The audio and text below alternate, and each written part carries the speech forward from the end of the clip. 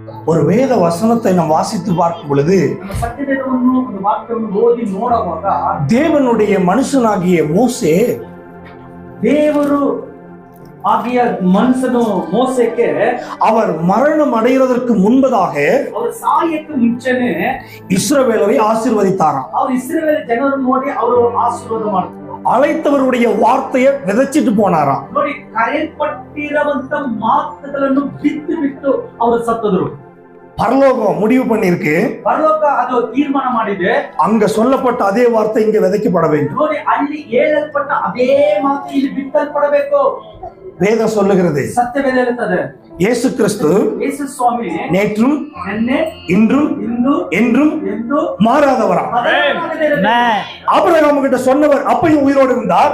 ಆಬ್ರಹಾಮನ ಹತ್ರ ಹೇಳುವಾಗ ಜೀವಂತವಿದ್ರು, இன்னைக்கு நமக்கு சொல்லுகிறோம் உயிரோடு இருக்கிறார்.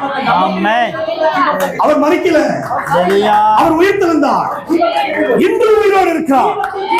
எந்த மனுஷன் அவரை விசுவாசிக்கிறானோ அவன் ஒருபோதும் கெட்டு போக மாட்டான். காரணம் என்ன தெரியுமா? உங்களுக்காக அவர் உயிர்த்தெழுந்தார்.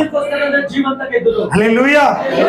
வசனத்தை வாசித்து பாருங்க. உபாகமத்தின் புஸ்தகம் 33:27. அநாதி தேவனே உனக்கு அடைக்கலம், அவருடைய நித்திய புயங்கள் உனக்கு ஆதாரம். அவர் உனக்கு முன்னின்று சத்துருக்களை துரத்தி அவர்களை ಅழித்து போடு என்று ಕಟ್ಟಳೆಯಿಡುವಾರ್. ಆದಿಯಿಂದಲೂ ದೇವರೇ ನಿಮಗೆ ನಿವಾಸ ಸ್ಥಾನವಾಗಿದ್ದಾನಲ್ಲ, ಸದಾ ದೇವರ ಹಸ್ತವೇ ನಿಮಗೆ ಆಧಾರ. ಆತನು ನಿಮ್ಮ ಎದುರಿನಿಂದ ಶತ್ರುಗಳನ್ನು ಹೊರಡಿಸಿ ಅವರನ್ನು ಸಂಹರಿಸಿದ್ದು ಎಂದು ಆಜ್ಞಾಪಿಸಿದನು.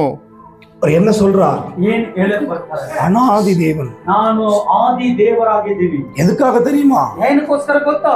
நீங்க அநாதை போல இருக்கிறது அவருக்கு விருப்பம் அல்ல. ನೀವು ಆದಿ ತರ ಇರೋಕೆ ಅವ್ರಿಗೆ ಇಷ್ಟ ಇಲ್ಲ. நான் அநாதி தேவன். ನಾನು ಅನಾಥರಾದ ದೇವರು ಅಲ್ಲ.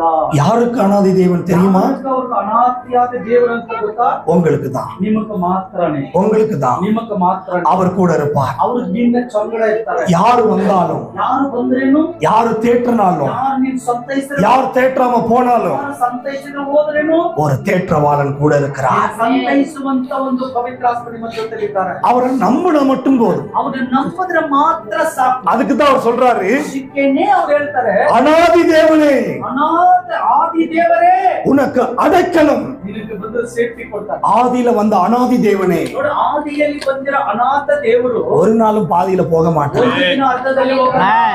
கூட வந்தவர் ಜೊತೆಯಲ್ಲಿ ಬಂದವರು முடிவு வரையும் கூட இருப்பார். அதை ஒன்றும் மாற்ற முடியாது.